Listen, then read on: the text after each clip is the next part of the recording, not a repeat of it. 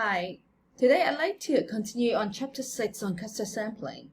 Last time we stopped at the estimation of the population mean using the first estimator, which is called the ratio estimator. The ratio estimator that helps us to estimate the mean of the population using the summation of each of the cluster total divided by the summation of the cluster size. Okay, so again, this is very similar to the ratio estimator that we used under the simplified random sampling. So we face the same problem with the ratio estimator as we did like before.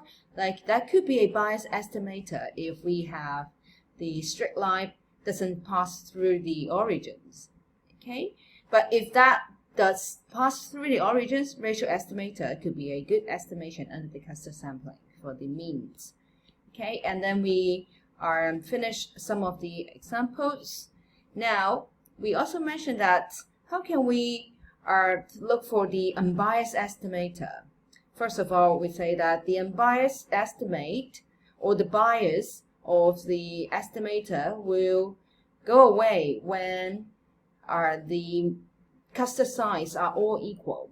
So that comes to the second estimator with the equal size, all the cluster size they're equal. Okay, under the mean estimate, the cluster average is an unbiased estimator of the population average mu if all of the mi are equal and that all equals to a common value m.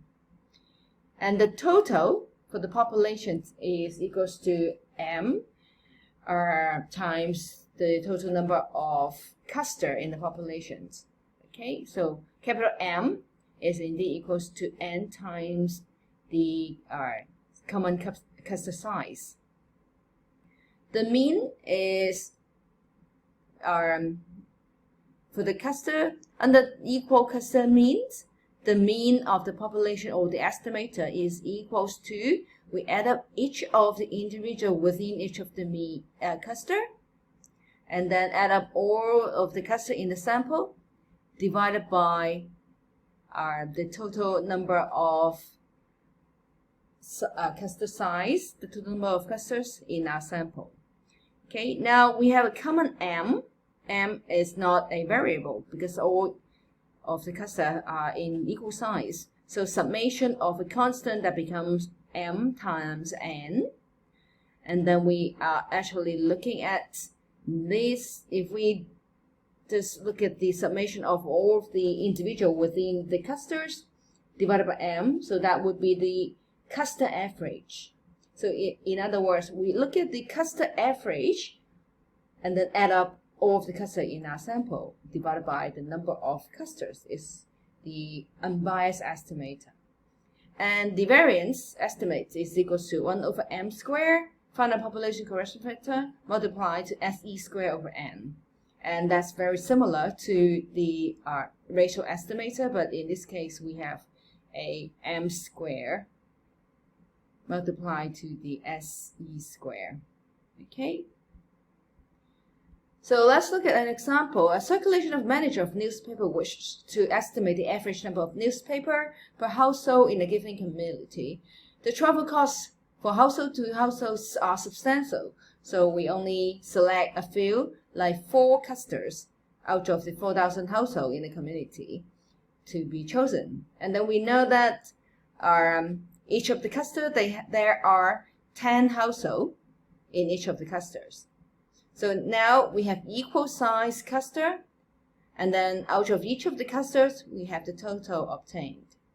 Okay, so either we can add up the cluster average or 1.9 plus 20 plus 2 plus 1.6 plus 2 and divide by 4 clusters that we obtain, or we can just look at the cluster total divided by 4 times this common factor of 10. So the unbiased estimator under the equal size cluster is 1.875. Again, substitute all the information that we knew from the example, we can estimate the variance. Okay, so for the calculations, it's very straightforward. but what you need to know is that whether the cluster sampling is under a unequal cluster size or equal cluster size. The third estimator is called the cluster sampling with probabilities proportional to size. Sometimes if we know that the cluster size that they varied, some of the clusters, they have a higher population as compared to some of the smaller populated cluster, then we think of the way of looking at the probability proportional to size method to collect the sample. So in this case, the cluster sampling using the different probabilities that's attached to the occurrence of the different population members. So let's say if we know that in the first cluster, the population is relatively higher, then we are taking more sample from the first cluster. Whereas if in cluster 2, we know the population size in cluster 2 is smaller, then we only have a smaller probability of choosing a sample from cluster 2. So this is called the cluster probabilities proportional to size. So the method would be requires the construction of some of the unequal probability box, and then we would have each of the cluster mean. The number of cluster means would be associated with the cluster size. The larger of the cluster size would have more of the cluster mean to be chosen, and the smaller of the cluster size, the smaller of the MN would have a smaller chance to be chosen for the average.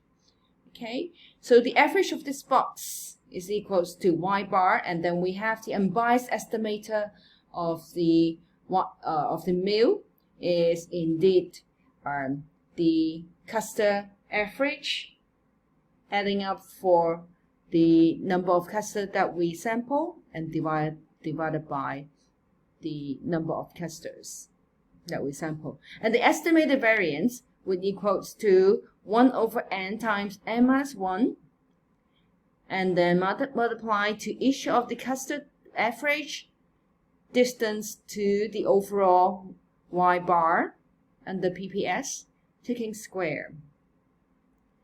Okay, so this is called the probability proportional to size. I have an additional example in a different file to show you how we can perform the probability proportional to size. Example 6.6. An auditor wishes to sample sick leave records of a large firm in order to estimate the average number of days of sick leaves per employee over the past quarter. The firm has 8 divisions with varying numbers of employees. So some of the divisions, we can see MI would vary according to different divisions. Some of the divisions have a larger population size, and some of the division 2 would have a smaller division size. Okay, then we are going to choose some of the sample from the clusters, proportional, using the probability proportional to the size, proportional to number of employees. And at the end of the day, we want to select 3 clusters from the 8 divisions. Okay, so let's say we have randomly select 3 numbers, which is 2011, 7972, 10281, to indicate which division will be chosen. So how can we choose the 3 clusters using the proportional probability proportional to size? Here is one suggested method. So we list out each of the division with the number of employees, this is MI, and then we create an additional column which is called the cumulative range. So that's indicate the probability of choosing the sample from a particular division. So let's say we know that division 1 would have 1200 employees, so we assign the random number from 1 to 1200. Then the next random number range would be 1201 plus 450 minus 1, of course, because we don't want to double count the size of the division 2. Okay, so that for division 2, the cumulative range would be 1201 up to 1650. So that indicates a size of 450. And then for the next division, division 3 would start from 1651, because that's a 1650 plus 1, plus the 2100, the size of division 3, and minus 1. Okay, so don't forget to subtract 1 so that we have the range of division 3 is actually equals to 2100. Okay, so it's actually indicate what's the width of each of the divisions, and then we can randomly find some random number, and then in this case the wider of the range would have a higher probability being chosen for that division, and then we take that division's number for our calculation. Okay, so we construct the cumulative range according to the number of employees or the cluster size. Then, like I said, we have 3 random numbers. So 2011 is actually fall within the range of 1651 to 3750. So division 3 would be chosen. The next random number is 7972. So looking at the cumulative range that falls within this range, so division 6 would be chosen as the second sample cluster.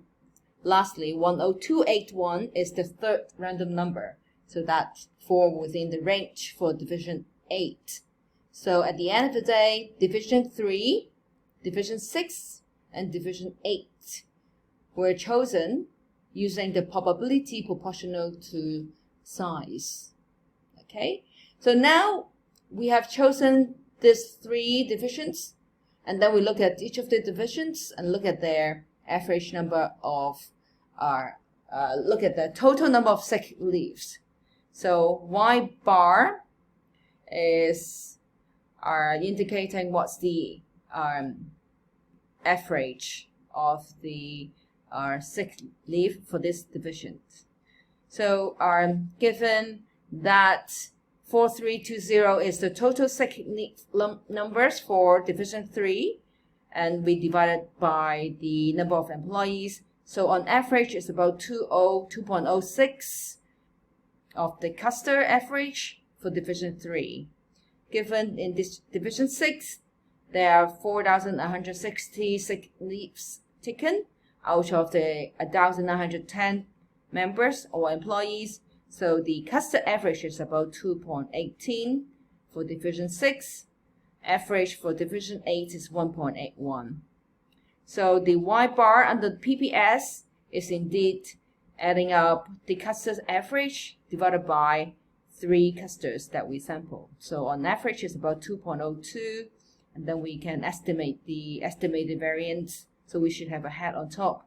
So that equals to 1/3 times 3 minus 1 summations of cluster average minus the overall PPS average, taking square. So which is 2.06 minus 2.02, take the square, plus 2.18 minus 2.02, take a square, plus 1.81 minus 2.02, take a square, and then add them up together, divided by 3 divided by 2. So that's the estimated variance for the probability proportional to the sample size. Okay.